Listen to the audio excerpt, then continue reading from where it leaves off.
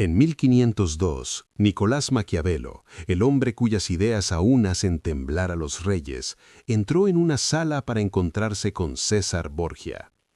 Esperaba argumentos, diplomacia, tal vez amenazas. En su lugar, encontró silencio. Borgia no explicó sus motivos, no justificó sus crímenes y no buscó la aprobación de quien lo observaba. En aquella quietud helada, Maquiavelo comprendió algo que pocos hombres aceptan. La palabra suele ser el último refugio de los débiles. Mientras gastas energía intentando probar tu valor, explicando tus intenciones, implorando ser comprendido, le comunicas al mundo que eres inofensivo. El poder real no grita. Dobla la gravedad a su alrededor, hasta que los demás no tienen opción más que orbitar su presencia. Vivimos en una era de exposición desesperada, donde la transparencia excesiva volvió a las personas previsibles, y lo previsible es descartable. Hoy termina la arquitectura de tu sumisión. Existe una ley fundamental de la existencia que rara vez se enseña. El valor no es una propiedad intrínseca de quien eres, es una percepción creada por la dificultad de poseerte. El aire que respiras es vital, pero no lo admiras, porque es abundante. Te has convertido en oxígeno en la vida de los demás, útil, presente, garantizado. Por eso, invisible. La arquitectura del deseo comienza cuando dejas de ser un recurso público y te conviertes en un evento raro. César Borgia nunca entregaba el cuadro completo, ofrecía fragmentos, frases suspendidas, silencios un segundo más largos de lo socialmente cómodos. El cerebro humano odia lo inconcluso. Esto se conoce como el efecto Zeigarnik. Lo que queda incompleto ocupa la mente.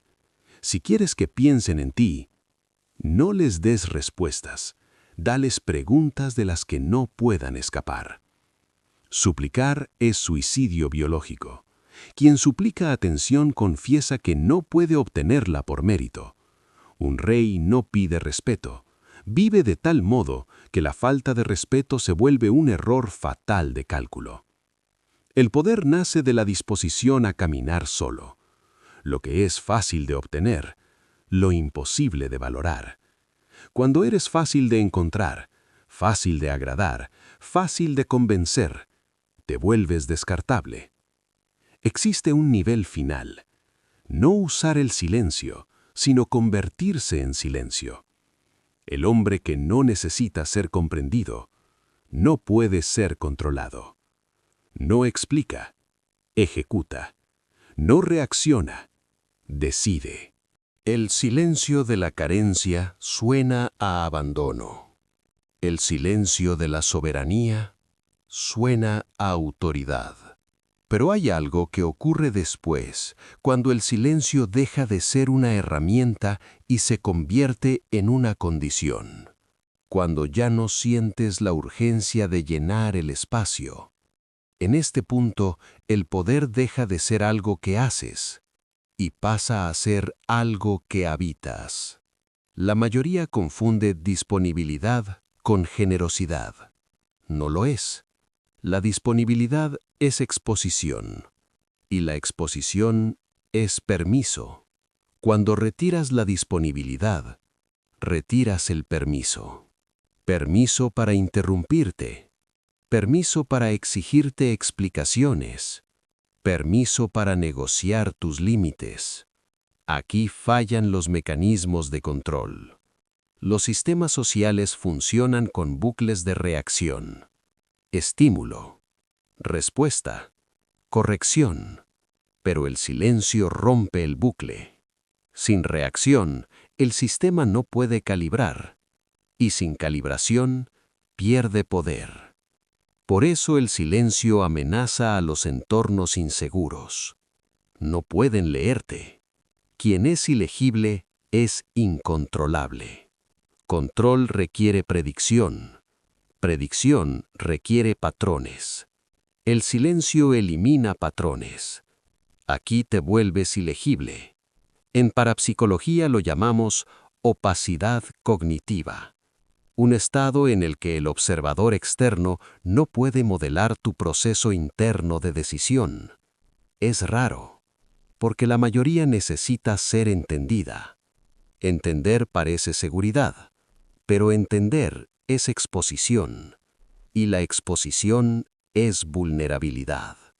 El soberano abandona la necesidad de ser entendido y acepta el costo. Ese costo es la mala interpretación, ser malentendido. La mayoría teme esto, teme perder control narrativo, teme no corregir su imagen. El soberano deja colapsar la narrativa. No corrige supuestos, no persigue aclaraciones, permite que existan proyecciones, porque la proyección revela más del observador que de él. Esto crea una ventaja informativa asimétrica. Tú ves a los demás con claridad. Ellos se ven a sí mismos en ti. Eso es poder. Las órdenes iniciáticas antiguas lo sabían. No explicaban doctrina a extraños. Permitían que el misterio filtrara a los no preparados. La confusión no era un error, era una puerta. Aquí la confusión protege la soberanía. Quien exige claridad suele buscar comodidad. La soberanía no es cómoda, es estable. La estabilidad intimida al caos. La mayoría vive negociándose internamente, debatiéndose sin fin, anulando sus propias decisiones. Eso genera ruido interno. El ruido se filtra. Los demás lo sienten. Por eso prueban límites, perciben inconsistencia. Con silencio interno, no hay nada que probar. El soberano no amenaza. La amenaza implica negociación. Simplemente existe dentro de límites. Límites no anunciados, pero aplicados, en silencio. Aquí el miedo se transforma. No miedo al castigo, sino miedo a la desalineación. Cruzar a alguien ilegible genera cautela. Las consecuencias son desconocidas. Las consecuencias desconocidas detienen la impulsividad. Por eso el silencio estabiliza más rápido que la autoridad. La autoridad exige obediencia.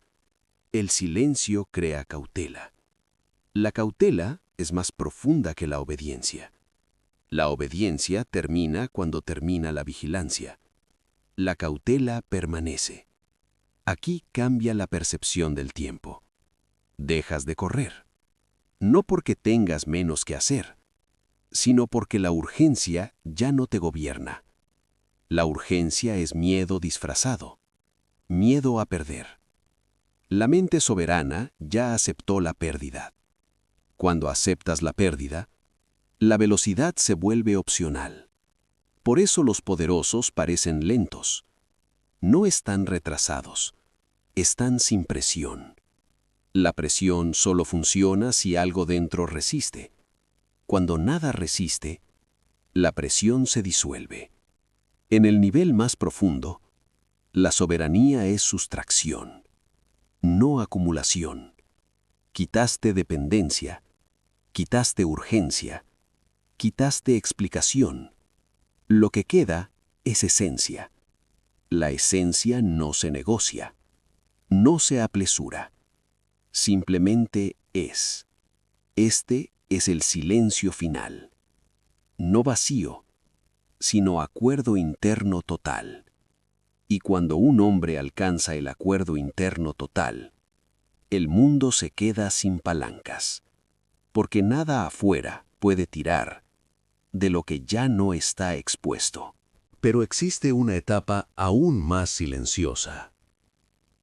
Una etapa que no se anuncia, porque no necesita ser reconocida. En este punto, el individuo deja de preguntarse cómo es percibido. y comienza a preguntarse si todavía es vulnerable.